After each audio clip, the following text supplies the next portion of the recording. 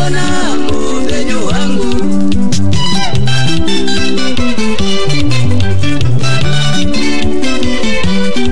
Kunoti chipatara nairo jeri, dzimba idzi chokwadi dzinondirwadza moyo. Kunoti chipatara nairo jeri, dzimba idzi chokwadi dzinondirwadza moyo.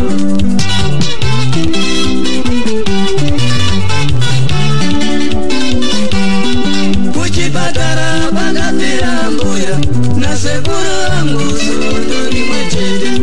Kuchipatara kwakapera mbuya nasekuru vangu sondo rimwe chete.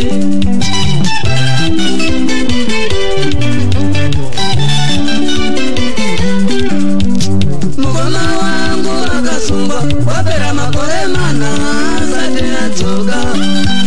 Mukoma wangu akasungwa wapera makore mana asati adzoka.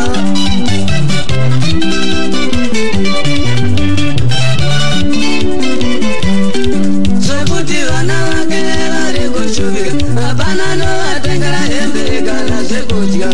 Zvekuti vana vake vari kutambura hapana novatengera hembe kana zvekudya.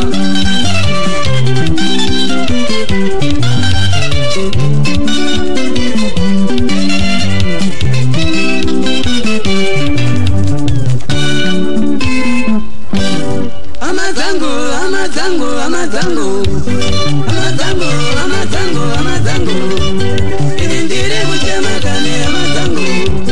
Ini ndiri kuchema ini amadzangu. Dzimbaidzi dzakashata kani amadzangu. Dzimbaidzi dzakaipa kani amadzangu. Hadziri dzekutamba nadzo amadzangu. Hadziri dzekutamba nadzo amadzangu. Dzimwe amadzangu dzakapera mucheri. Dzimwe amadzangu dzakaperera muchipatara. Dzimwe amadzangu dzakapera mucheri.